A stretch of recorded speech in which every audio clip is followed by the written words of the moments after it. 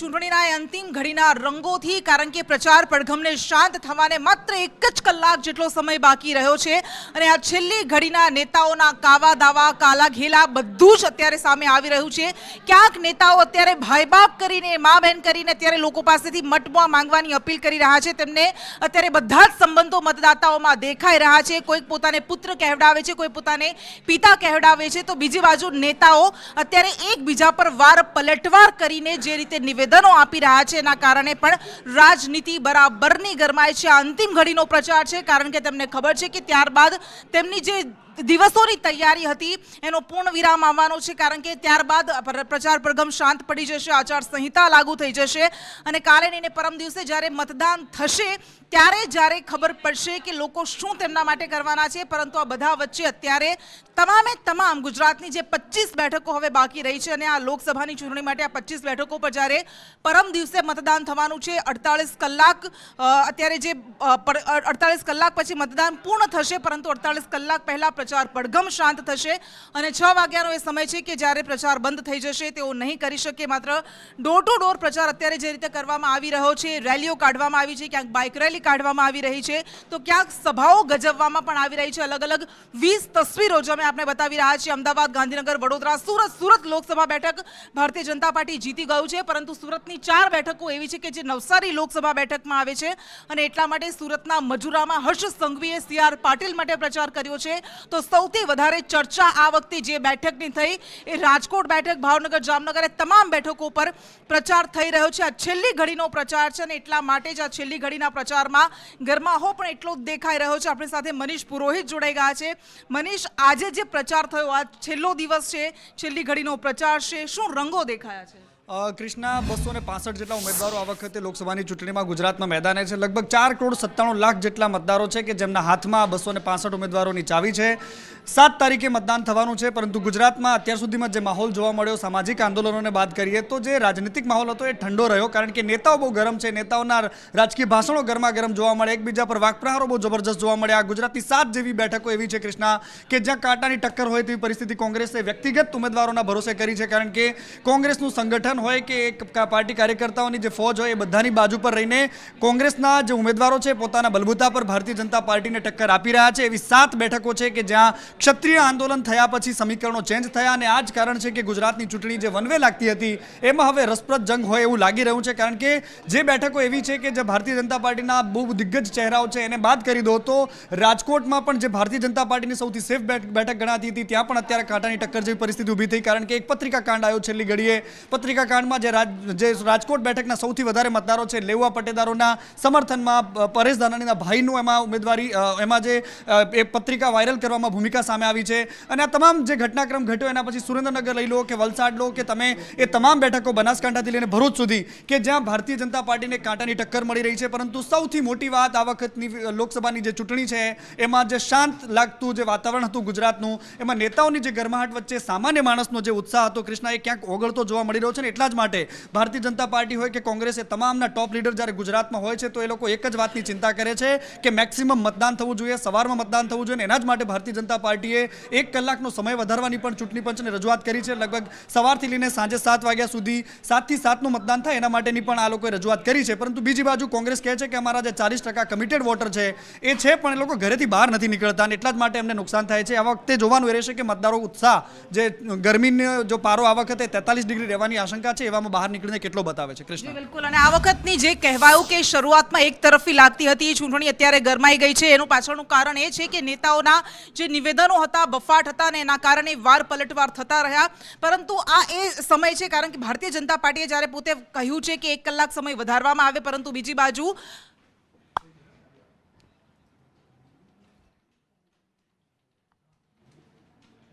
અને ગઈકાલે કેન્દ્રીય ગૃહમંત્રી અમિત શાહે પણ કહ્યું હતું કે અમે આશા રાખીએ કે લોકો વધારે ને વધારે વોટ કરે અને મહિલાઓ અને વૃદ્ધો સવારના સમયે વોટ કરી દે એટલું વધારે તેમના માટે હિતાવહ રહેશે, કારણ કે હીટવેવની જ્યારે આગાહી આપવામાં આવી છે ત્યારે આ બધા વચ્ચે ભારતીય જનતા પાર્ટીએ અપીલ કરી છે કે 1 કલાક માટે આ વોટિંગનો મતદાનનો સમય વધારવામાં આવે। આ અંગે વિગત આપશે હિરેન રાવલ।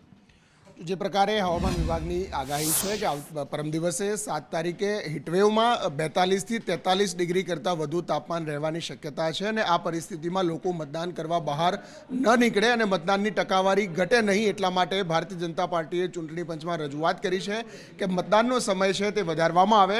અત્યારે મતદાનનો સમય 7 વાગે સવારેથી લઈ અને સાંજે 6 વાગ્યા સુધીનું છે, એના બદલે સાંજે પણ 1 કલાક વધારવામાં આવે, જે 6ના બદલે 7 વાગ્યા સુધી, એટલે કે સવારે 7 થી સાંજે 7 વાગ્યા સુધીનો જો સમય થાય, 1 કલાકનો સમય સાંજે મળે તો મતદાનમાં જે બાકી રહેલા મતદારો છે અથવા તો જે બપોરે ગરમીના સમય નથી નીકળી શકે એવા મતદારો સાંજે છાયડામાં નીકળી અને મતદાન કરી શકે, ટકાવારી વધે, એ હેતુથી આ રજૂઆત ચૂંટણી પંચે કરવામાં આવી છે. જી બિલકુલ, આભાર આપનો. અને આ ચૂંટણીનો સમય છે અને એટલા માટે જ તમામ જે કાવા દાવા કરતા હોય છે, આરોપ થતા હોય છે, પ્રત્યારોપ થતા હોય છે, અને આ બધા વચ્ચે સુરતના એક આરોપી મૌલવી કે જેના 10 દિવસના રિમાન્ડ મંજૂર કરવામાં આવ્યા છે, અને આ રિમાન્ડને લઈને આ આરોપી મૌલવીને લઈને પણ રાજનીતિ ગરમાય છે. કારણ કે એક તરફ હર્ષ સંઘવીએ જ્યારે આરોપીને લઈને, મૌલવી લઈને કોંગ્રેસ પર પ્રહાર કર્યા છે, તો બીજી બાજુ સુપ્રિયા શ્રી દ્વારા સામો પલટવાર પણ આવ્યો છે.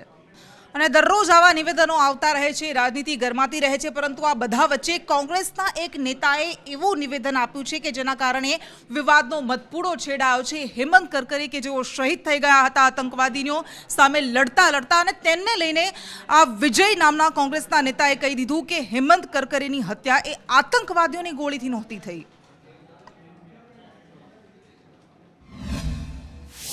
करकरे का खून ये अतिरेकी के बंदूक से नहीं हुआ है और इन्वेस्टिगेशन में ये सामने आया है. फिर ये बाजू कोर्ट के सामने क्यों नहीं रखी, ये ऐसे मुस्लिम ने रखा है. वही बात उसी का दाखला देकर मैंने कहा है, अगर इस बारे में उनको कुछ खुलासा करना है तो वो करे, सत्यता बताए. रहा सवाल, दूसरी बात मैंने जो कही थी वो स्पष्ट रूप से मैंने कहा था कि विलासराव देशमुख साहब ने भी एक बार ऐसे मजाक में कहा था, बातों में जब प्रेस की चर्चा हो रही थी, और ये बातें मैंने आज नहीं, टाइम्स ऑफ इंडिया में भी उस वक्त छपी थी, वो पुराना निकाले आप निकाले, बहुत सारे मीडिया में भी छपी थी हेमंत करकरे के बारे में, खून के बारे में, कि जिस गोली से वो शहीद हुए थे वो गोली टेररिस्ट की नहीं थी, ये कहा गया है. यह स्पष्ट है, इसमें दोबारा छुपाने की बात नहीं है. इसका खुलासा वो करे.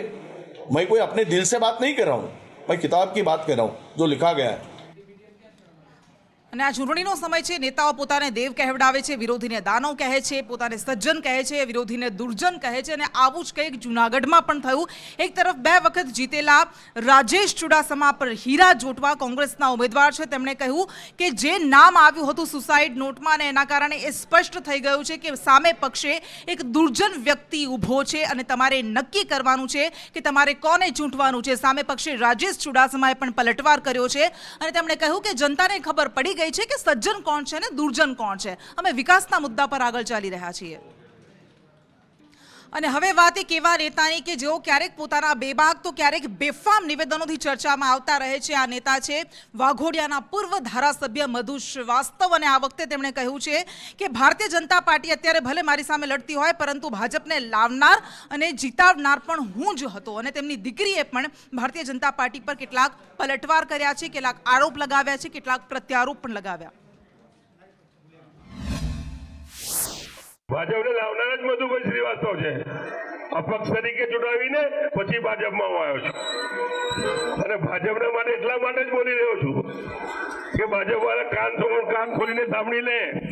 ઈડી ને મોકલ, ઇન્કમ ટેક્સ ને મોકલ, જેને મોકલ, મારા દરવાજા ખુલ્લા છે, મારે જવાની તૈયાર છે, જેલમાં જવાની તૈયાર છે, જેલમાં ટેવાયો છું હું.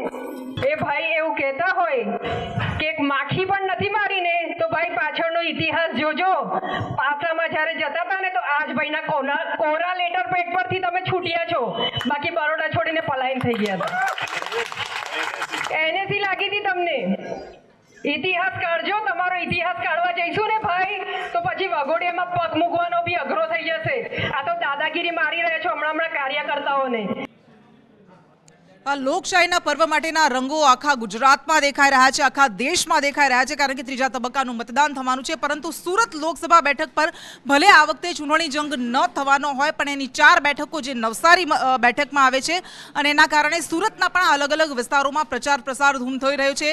મજુરા સેટેલાઇટ વિસ્તારમાં હર્ષ સંઘવીએ પોતે બાઇક રેલી કાઢી હતી અને CR પાટીલ માટે આ પ્રચાર પ્રસાર કરવામાં આવ્યો. આ વખતે તેમણે આશ્વસ્ત પર રહ્યા કે ત્રીજી વખત નરેન્દ્ર મોદીનું શાસન આવવાનું છે, કારણ કે ભારતના લોકોએ નરેન્દ્ર મોદીને જીતાડવાનો સંકલ્પ લઈ લીધો છે. અને આ વખતની ચૂંટણીમાં ગુજરાતની એક બેઠક કે જેની સૌથી વધારે ચર્ચા કરવામાં આવી એની પાછળનું કારણ છે એક બાદ એક છેડાતા વિવાદના મતપૂડા, અને વધુ એક મતપૂડો તેમાં છેડાયો છે અને એ છે પત્રિકા કાંડ. જે પત્રિકાઓ ફરતી કરવામાં આવી, વાયરલ કરવામાં આવી, લેવા પટેલ જાગો તેના નામે, સમાજના નામે, અને ભારતીય જનતા પાર્ટી અને કોંગ્રેસના નેતાઓ આમને સામને આવી ગયા. ક્રાઇમ બ્રાન્ચ પણ દોડતી થઈ ગઈ અને સામે આવ્યું કે પરેશ ધાનાણીના ભાઈ શરદ ધાનાણી આ આખા પત્રિકા કાંડ પાછળ સામેલ હતા અને તેના કારણે બંને પક્ષના નેતાઓને ફરી એકવાર એકબીજા પર નિશાન ચૂકવાનું, નિશાન સાધવાની તક મળી ગઈ. ભારતીય જનતા પાર્ટી રાજકોટ લોકસભાના ભારતીય જનતા પાર્ટીના આગેવાનોએ સમગ્ર ચૂંટણી દરમિયાન આયોજન પ્રમાણેના જેટલા કાર્યક્રમો કરવાના હતા એ ખૂબ સફળતાપૂર્વક કરવા માટે હું રાજકોટની શહેરની અને જિલ્લાની ટીમને અભિનંદન આપું છું. આ રેલીની અંદર જોશ અને હોશપૂર્વક ભાગ લીધો છે એ બતાવે છે કે કાર્યકર્તાઓ કેવા પ્રકારના ઉત્સાહ સાથે આ ચૂંટણીની અંદર ભાગ લઈ રહ્યા છે. હું એ તમામ કાર્યકર્તાઓને હૃદયપૂર્વકના અભિનંદન. અને હવે વાત પોરબંદરની એક એવી બેઠક કે જ્યાં લોકસભા અને વિધાનસભા બંને ચૂંટણીઓ એક સાથે થવાની છે.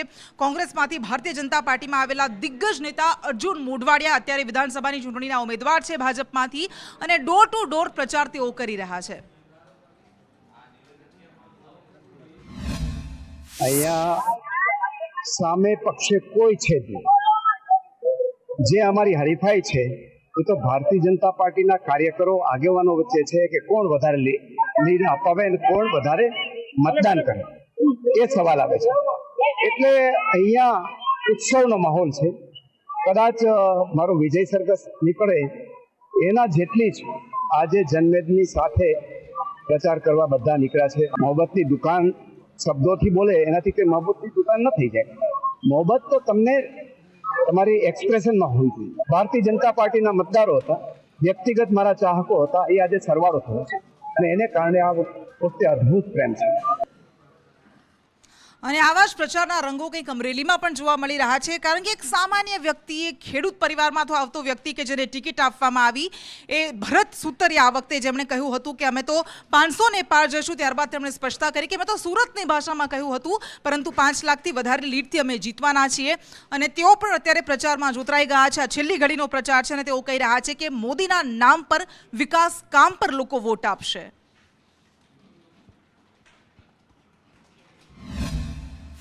અમરેલી જિલ્લાની અંદર પ્રચાર પ્રસાર પૂરજોશમાં અને અંતિમ તબક્કામાં છે, ત્યારે ભાજપાના ઉમેદવાર ભરત સુતરિયા આપણી પાસે છે. ભરતભાઈ, આપનું સ્વાગત છે.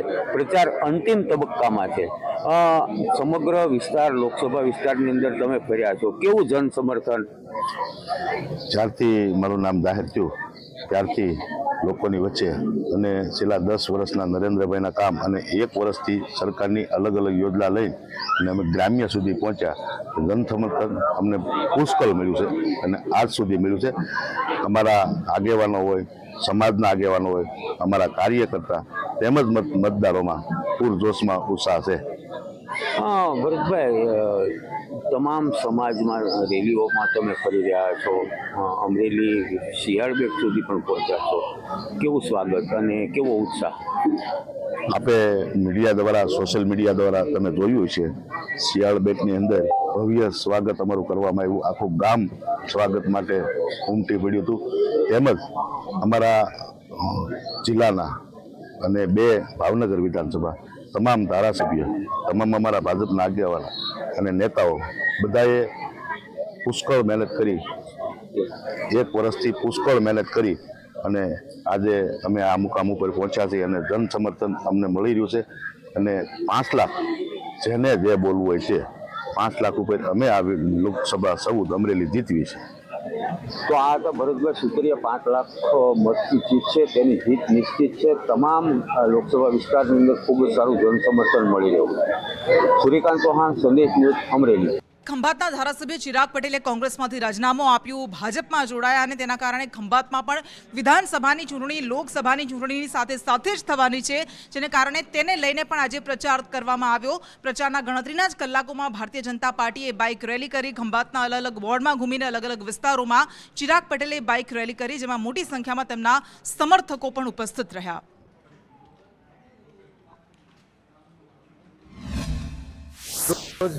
ખંભાત શહેરમાં તાલુકા અને શહેર સંગઠન અને ભારતીય જનતા પાર્ટી તરફથી ભવ્ય રેલીનું આયોજન કરવામાં આવ્યું છે અને આપ જોઈ રહ્યા છો એમ 3000 જેટલા બાઇક છે અને ખુદ મતદારો, આગેવાનો, કાર્યકર્તાઓ ખૂબ મોટી સંખ્યામાં, વિશાળ સંખ્યામાં ઉપસ્થિત રહી અને રેલીમાં જોડાયા છે. ત્યારે ખંભાતના મતદારોને જાહેરમાં અપીલ કરવા માગું છું કે આ વખતે ખંભાત વિધાનસભામાંથી સૌથી વધુ મતદાન કરો અને કરાવો ભારતીય જનતા પાર્ટી તરફી. અને આપણે નરેન્દ્રભાઈ મોદી સાહેબના હાથ મજબૂત કરવાના છે, દેશ મજબૂત કરવાનો છે અને રાષ્ટ્રને મજબૂત કરવાનું છે.